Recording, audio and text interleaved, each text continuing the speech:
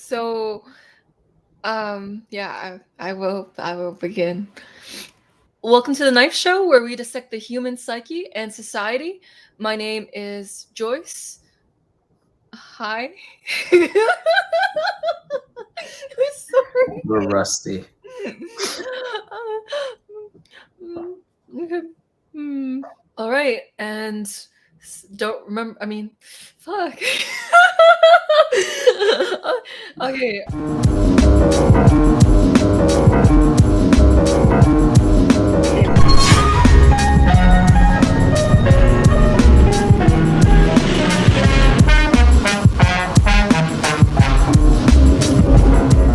Welcome to the Knife Show, where we dissect the human psyche and society. Hi, my name is Joyce Ming, and I'm an INFJ. My name is Denzel Mensa, and I'm an ENFJ. And today we're going to be talking about nihilism, however you pronounce it, and how it affects NFJs. Something that has always stuck out to me is, first of all, the idea of introverted intuition being something that's like meaning making, for example. So, introverted intuition is the polarity of extroverted sensing. And for the ENFJ and the INFJ has introverted intuition as a dominant function. And so, therefore, their extroverted sensing would be their inferior function. And for the ENFJ, they have it as a middle polarity. So, the introverted intuition is an auxiliary function. And then the tertiary function is extroverted sensing. So this tends to kind of make quite a little bit of a difference in the types from what I've seen, because if introverted intuition, is meaning making, and extroverted sensing is observing the objective and not universal, but the objective. There's a word for it. But the collective reality that we have, then what tends Unified to reality? happen? What'd you say? Unified reality? Unified reality. Yes. Yeah. If extroverted sensing is observing the unified reality that we have, then introverted intuition is looking into that unified reality and observing the different perspectives that everyone has, so that it can see almost like it has its own universe. Like they all have their own universe in their mind, or their own understanding of how the world works.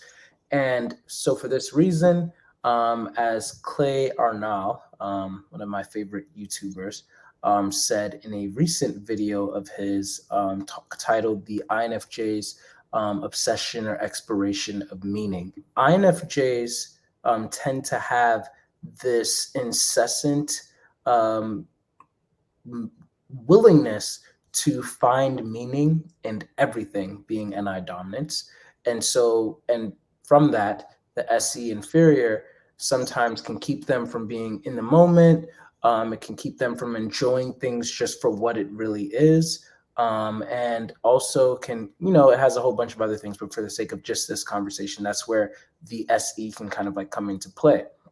And from there, because the INFJ's tertiary function is introverted thinking, then the INFJ can be prone, as once again Clay Arnall said in the video, to this existential crisis of nihilism, where it's like, oh, as I've searched for meaning my whole entire life, and I have pretty much come to the conclusion that life has no meaning, or that I cannot find meaning in enough things in life, then I pretty much don't have any meaning or any purpose. Everything is just, absurd in a way. And it's different from Albert Camus' idea of absurdism, where it's like, yeah, life has no meaning, which I believe that he was an ENFP. So it's like, yeah, since life has no meaning, let's just, throw whatever onto it in a way. But it's more of like, yeah, if life has no meaning, then what's the point of anything? And INFJs can kind of spiral from there, and they can become very depressed. And we have an INFJ here to talk on that soon. But I also see for ENFJs, this comes differently, because their introverted intuition is auxiliary. Then a lot of times younger ENFJs, or ENFJs who are quote unquote average or like not as developed, then they're using their introverted intuition because it's still their go-to perceiving function, but they're not imbuing as much meaning into things as they should be. They're not looking as long at they're not looking as much at the long term. They're not looking as much as at the purpose of a lot of the things that they're doing. And so instead, they kind of can go like a little bit, not necessarily the opposite direction, which I believe that an ESP would go because they have the introverted intuition as their inferior function. But the ENFJ will have a little bit more of doing a lot of frenetic things and engaging with a lot of people and stuff like that.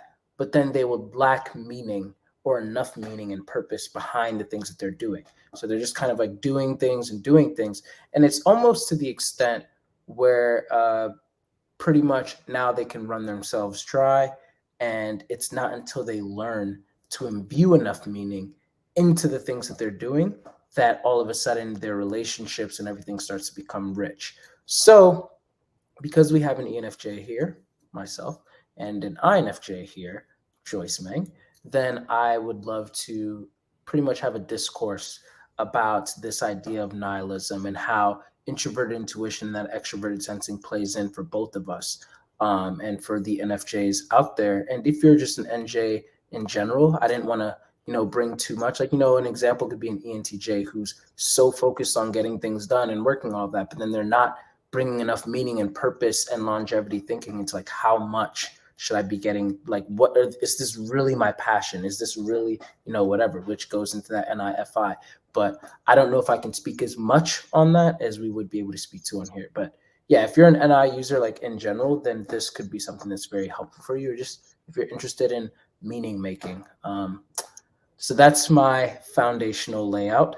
And I want to toss it to Joyce because I know that you probably have a lot of comments on there. And feel free to clarify anything that I've said ad hoc about INFJs that you might have not resonated with. Yeah, well, I think that INFJs are constantly on the search to make more meaning on their life or to find the meaning that exists or to uncover or understand things deeply so that they can almost get at the core of something. Oh, what is this really? Well, why is this significant? And just trying to really dig deep into the world and what it means. And you might come to a standstill with trying to figure out where meaning is because for some things it's hard to fully feel like there's meaning to it. Like, say, for instance, systemic issues in society. Sometimes things are set up to make people fail, or things are set up in an unfair way. So, how do you find meaning in an unfair situation? And so, those situations can put you into a nihilistic kind of mindset because you're like, wow, this system that doesn't serve the people that it is supposed to help, and it could.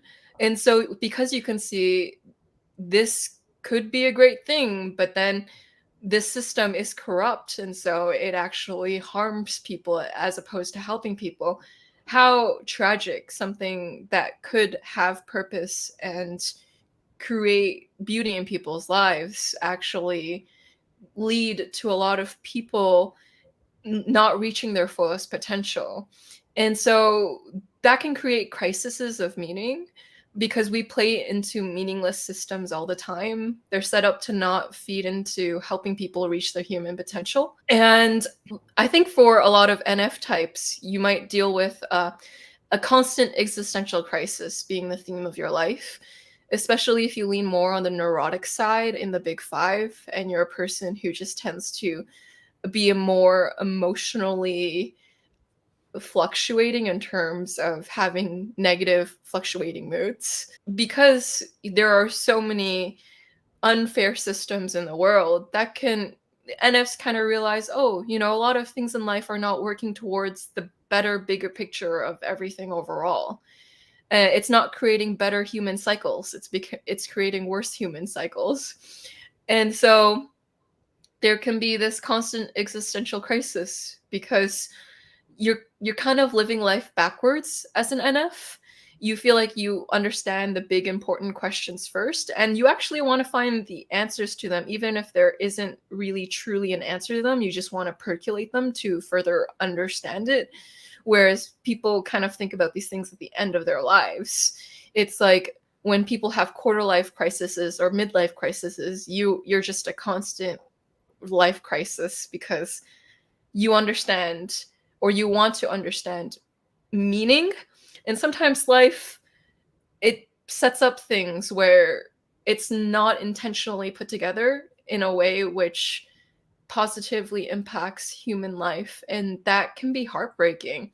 Mhm. Living in systems that don't promote people to have a great quality or standard of life, or don't help them actualize themselves, can be a little bit depressing or nihilistic, or it can feel a little empty playing into systems that don't feel like they have a bigger service that they play unto humanity or a greater whole. You feel like you're a cow that's being fed food for slaughter. It's like, great, I'm eating all of this sloth, this whatever cows eat, like that. You can't really describe what it is because it's just a bunch of mush. Mhm. It's like prison food, and you're Yeah. eating it, so eventually you'll be killed at, like, for some sort of thing. But you almost feel like, oh, is this all life is? Mhm. Is this all life amounts to? Yeah, exactly. I think that, like most things, at least, when it comes to my coaching, I believe that the auxiliary function is usually the key to bringing a lot more fruit into a person's life. So, going off of what Joyce just said, I believe that FE is definitely the avenue in which an INFJ, when they're in that kind of like loop of that existential crisis of like life has no meaning and no purpose, and I'm just a cog in the systemic, machine, like all of that.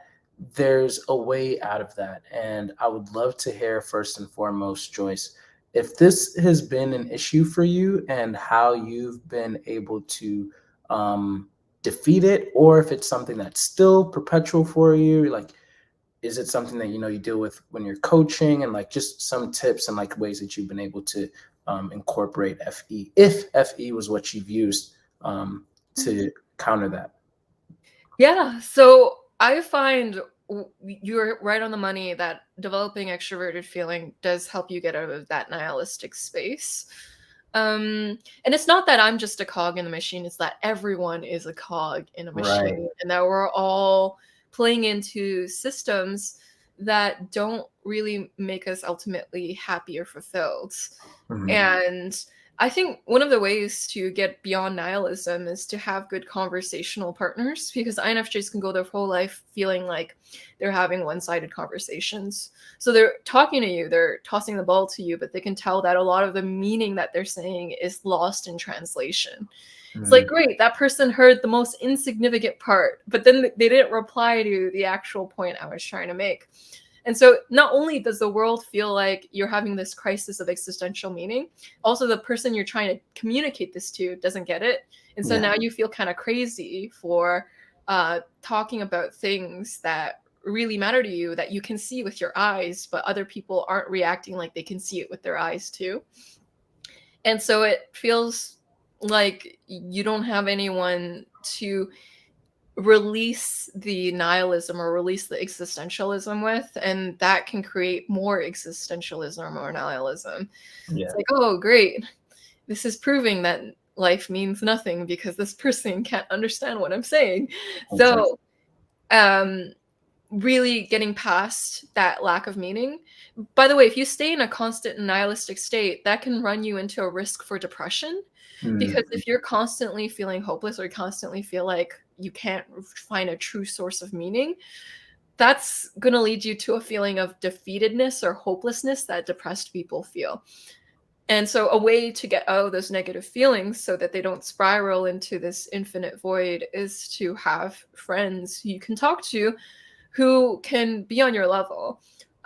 So you actually feel like there are little pockets of heaven or little pockets of meaning you can create in a world where it feels very dark and tragic, that it's just the systems aren't set up to make people succeed for a lot of them.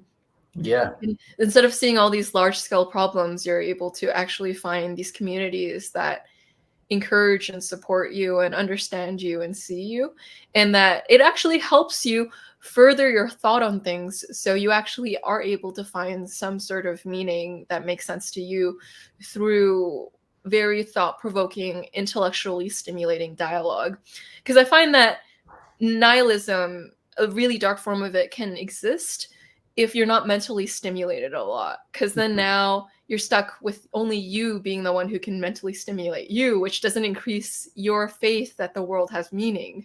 Because you're Mm, like, great, only I can create meaning within myself because no one can talk to me and we can have conversational meaning. But right. when you have a friend who can mentally stimulate you, that can create meaning because you're like, wow, this exchange that we have together provides meaning in my life, so I can actually create meaning. And so that nihilism transforms into existentialism, where existentialism is you start out with the world has no intrinsic sense of meaning. So you can actually create it, you can make it. Friends have helped me get into that space. Yeah, yeah, for sure. And yeah, just like what I said, I think that that's pretty much all of what Joyce just explained was getting into that FE, which will also naturally get you into that SE as well as an INFJ. Because when you get into that FE, now you are intentionally cultivating and creating relationships, friendships, dynamics that can actually be the source of meaning for you. I believe that, well, I made a video on my personal channel on the meaning of life for every personality type. And it was loosely just based on the top two cognitive functions. And I explained and elaborated on like how all of that went. And essentially, I think that for NFJs, one of the best options or one of the best things for them is to pretty much find meaning and purpose in your relationships with other people. Like I think that's kind of like the meaning of life for us. Or if you are in an existential, like if you have like an existentialism type of mindset, then you can create the most meaning. I think that'll be like the most rewarding thing for you, like having meaning in your relationships with people. And so for INFJs, if they are already contemplating the meaning of the world and all of these different things, and they're kind of keeping it to themselves, then it can be something that, like, just like what Joyce said, it's like now you just feel like you're the only one who can create meaning for yourself in a way. But once you start talking to other people and you start engaging, you start sharing your ideas, of course, not everybody's going to accept them. In fact, probably most people won't, if you're an INFJ. But there are people out there who you can communicate with and speak to and relate to, and they'll relate to you as well. And they will be able to notice that you have a lot of good insight to share, and they can share their insight with you. And you can find meaning and purpose in that relationship. And then also meaning and purpose, like, in other relationships, and then meaning and purpose in just helping other people even to find meaning and purpose in life and in their relationships with each other. And I think that that's where the INFJ and the ENFJ kind of like marry each other, because for the ENFJs, they're often, they're FESE, so they're already like going out and making the friends and connecting with a lot of people and things of that nature. But a lot of times it can be frenetic in the sense that they are helping so many people, they are engaging with so many people. And that's good because as an extrovert, especially, the more people that you're engaging with, then the more that you are learning about the external world and the more information that you're gathering for yourself. So that then when you go into that introverted time period, then you're going to actually have a lot to be able to process and understand about the world. It's much better to have an excess of information to be able to then process and digest, so that now when you go back out, then you have a great understanding. So if you're an extrovert, I know there's a lot of talk out there a lot of times about like how like extroverts, it's seemingly cool now to be like totally to yourself and just not engage with people and everything.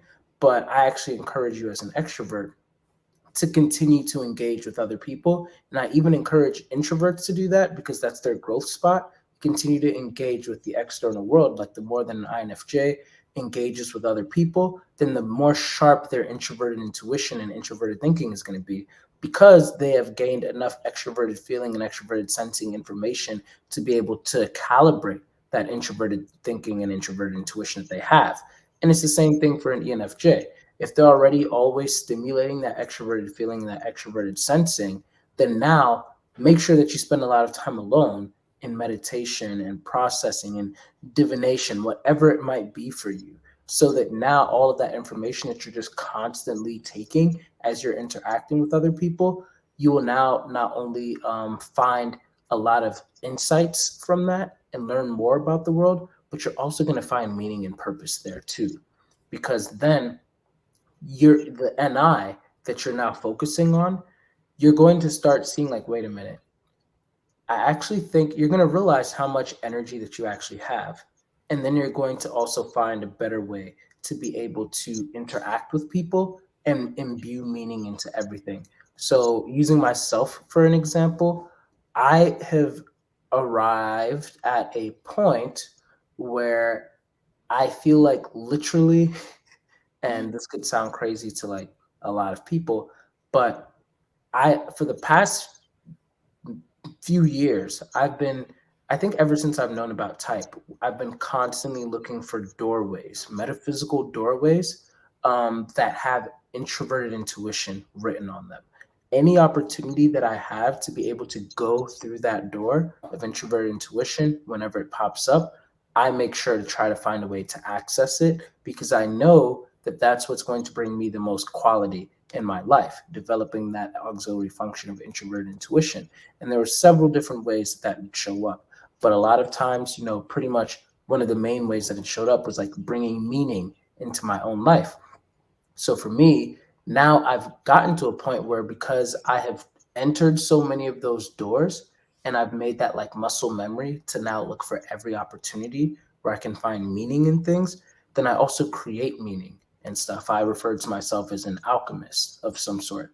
And so now, even when it comes to small talk, I find a way to make meaning out of that. We're not just going to sit there idly and Mhm. talk about something that's, seemingly mundane or SE. We're going to find a way to make it enriching. We're going to find a way to make it purposeful so that every waking moment that I'm alive, there's going to be meaning and intention put behind it. So when I'm engaging with someone, it's not just me at the drive-through talking to the person at the drive-through or whatever like that, but and just, getting my food. Like there's purpose behind every single step that I take. There's Mhm. forethought behind every single step that I take. There's forethought behind every relationship that I create, that I invest in. And when you start thinking in that way and you start putting a lot more meaning and Mhm. intention behind everything that you do, everything that you say, every relationship that you get into, every relationship that you leave, all of that, eventually it's like, wow, I'm not this frenetic person that I used to be anymore, who was just all over the place. You might still be all over the place, but there's a difference between falling around all over the place and just being like aimlessly with it versus somebody who has like a very grand method to the madness, where it's like maybe from the outside it looks like you're all over the place, but nobody knows how much intention, how much meticulousness has gone into every interaction, every engagement, everything that you decided to put your energy into.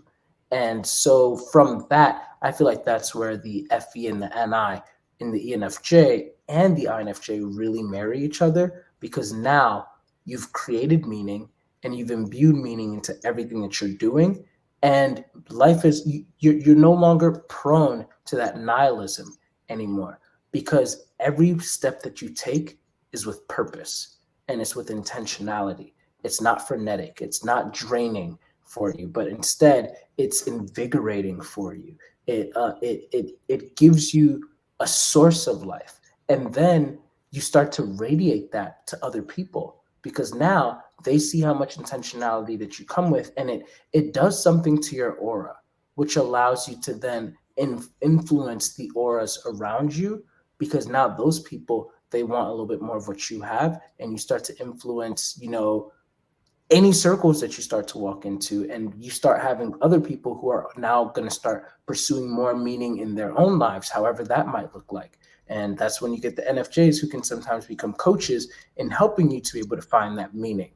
But if you don't spend that time, if you're an ENFJ, thinking about meaning and the purpose and what you want in life, and having a vision and being intentional with your relationships and every step that you take in that way, then you're just going to keep on being in this monkey mind, FESE, help this person, help that person. I'm being pulled this way, I'm being pulled that way. You won't know who to say no to.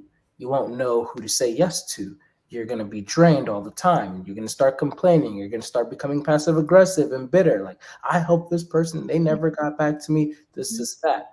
But when you find that meaning and that intentionality, then you find a zen that's internal for you, that'll be able to then help you move through the world and navigate the world in a way that's actually quite mystical, in a fashion. And it'll draw the right energy towards you, and you also radiate and influences the energies around you. And I think that INFJs also have a very similar uh, kind of spot in where they get to in that way. Yeah, I really like that. The way that you put it, alchemist. And so, like, an alchemist, as you said, is a person who takes nihilism and transmutes it into existentialism. So takes that inherent meaninglessness, and then you create your own way of imbuing meaning into everything by being an intentional person, by making sure the things that you do have purpose, or a why behind it that is beautiful. And so I think that for introverts, I think for them to get out of nihilism is for them to also realize that the external world has a good return on investment. So for us, the great return on investment is being inside our mind and exploring our thoughts, or exploring our introspection. Whereas for the outer world, it's a hit or miss in terms of if it gives us back the amount of effort or energy it takes to actually put yourself out there. And so there can be meaning made from realizing that the world does have good return on investment, that you can interact with people and they give you a good, like, they actually enrich your life, they make it better. And so you're like, wow, not only does my inner world of exploring meanings, that's great, but also interacting with people, that can be equally as great too.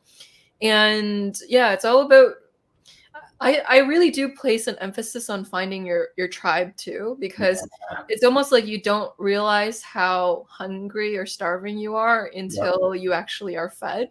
And Yes. so sometimes we learn meaning through looking at other people, and we realize that their lives are imbued with meaning. So if you think about your role models throughout life, there's probably some sort of way that they make meaning into the world through being themselves that inspires you. And so the people that we admire are either we want to be more like them, or we just admire their traits in general, because it signifies, like, wow, that's a meaningful way to live life. And so to look at the people around you, you'll learn a little bit about what creates meaning for you by seeing what you admire and love, or what you see as a role model to you. That's might be your way of making meaning, but you may be subconscious to it until you actually analyze it in full. Mm-hmm. Yeah, yeah, exactly. Yeah, I love how you put all of that. And I want to also say that for introverts, um, sometimes if you're with the wrong people, which doesn't mean there's a problem with the person in general, but it's just all types of people are different. If you're with the wrong people, it can make this thing worse for you, because now, kind of like what Joyce was saying earlier, you are trying to invest in the world and then you're not getting back, because you are trying to explain certain philosophies or concepts or whatever to people who are not part of your tribe. They're not really going to understand you, even if they want to at times. And then that can make you feel further misunderstood and just even worse than you did before when you were just by yourself. And so I think that sometimes it's also best to continue to use that extroverted function, not just to like fall into certain places, but start to create. Like I think that ENFJs, something that's good about like that's good for them is that being a lead extroverted judging type, then it's not just about finding the tribe, but you create the tribe. You know, you can you if you but you have to have that purpose, that NI purpose of like, what do I want that tribe to be? I talk a lot about gardens. Before you start, and the funny thing is I've never really gardened in my life, but but I'd imagine that if you want to start a garden, if I were going to start a physical garden, I would think, okay, where do I want the garden to be? Do I have enough energy to be able to maintain it? You know, how do I till the soil correctly? And most importantly, what types of seeds do I want to plant in that garden? Because what types of fruit do I want the garden to bear? If I don't want apples in my garden, then I should not get apple seeds, you know? So I should create all of that already in my mind. And once I've already created it in my mind, the NI, now I get into action, SE, and I start to actually put what I've created in my mind out into the world and I start cultivating it. And the more that I move with intention, every single bit of water that I use on that garden is intentional. You know, every single seed that I get is intentional. Can I tend to 200 seeds? Probably not. And so think about how much, like what your capacity is. Start off smaller so that you know how much more you can actually add instead of like starting off really huge and then trying to shrink it and allowing a lot of seeds to go falling wayside. So once you start really cultivating that garden, after you've cultivated the vision in your mind, then you can go so far. So I feel like the introverts, they usually already have the ideal. They start with the ideal, the INFJ. They'll probably already start with like, okay, this is what I would actually like, but then it's a little bit harder for them to get that extroverted feeling like, all right, with the extroverted feeling and then the inferior SE, like, let's go do it. Or even if I try to do it, like, oh, how am I going to do it? And then for the ENFJs, it's kind of like the reverse, where it's like, yeah, you know, I've done all these gardens, I've like watered all this stuff, but it's like, bro, what do you actually want in your garden? Like you just water everything. That's just getting everyone pregnant. That's not okay. You know, what do you want in your life? And that's where that NI comes in with the TI. Like, okay, now that you know what you want, now that you have a vision, how are you going to go about it? And how are you going to continue to maintain it and cultivate it into the way that you want? So, yes, you can definitely find a tribe, which is oftentimes a lot easier, but sometimes it's not that easy. And so then the best thing to do is become even more defined in what you really want and then create that tribe for yourself. Because there's always going to be people out in the world. It's going to probably take a while. It's going to take a longer time to start your own garden than to just, you know, hijack someone else's garden in a way or just join like, hey, I see that you're growing trees over here. Can I just plant one or two seeds over here since you've already like done it? Like that's going to be a lot easier. But also if you can find a way to like actually start your own and continue to cultivate that and build that the way that you want it to go, you're going to attract the right people. You're going to repel the wrong people as well. And that's okay. It might take work, but if you continue to see that vision and continue to move forward and keep on moving forward, then you're going to be able to receive that. And honestly, you're going to see a lot of meaning and purpose in life. And so are other people after that. Mm-hmm. Yeah, and one of the pitfalls INFJs can run into is we think that we can think our way out of problems. It's like, oh, I'm experiencing this nihilism or an existentialism that may be more on the negative side. And then we think that we just need to be more in our internal world and just keep thinking about this until we can solve it in some sort of way, which is the answer is actually external. It's going outside. And so you can't think your way out of the problem, which we think that we can, but we're just afraid to engage with the external world. But Mm. it's almost like at the other end of your fear is the treasure. And so I find that what's been the most meaningful for me is the world's not built for you because the cookie cutter shape isn't in the shape of INFJ.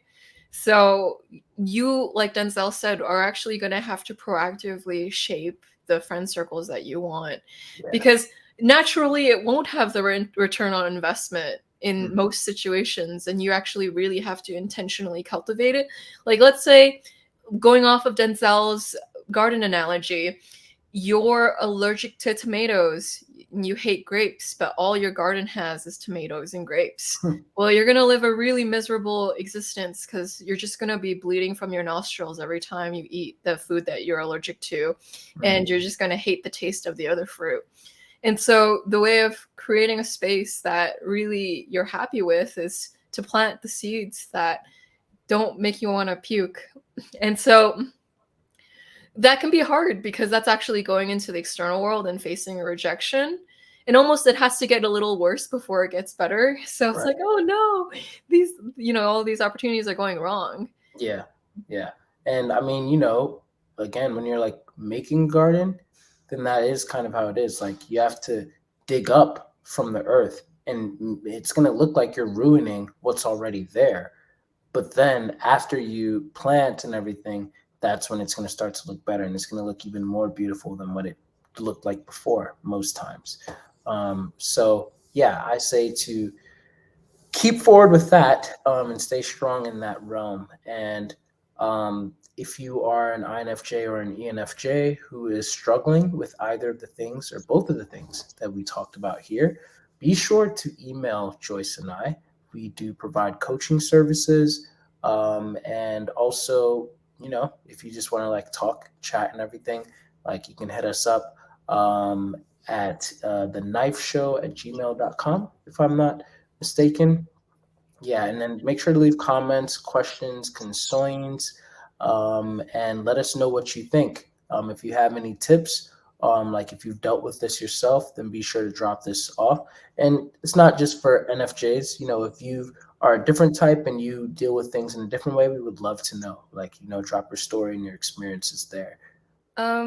Yeah, well said, Denzel. And until next time, stay sharp. Stay sharp.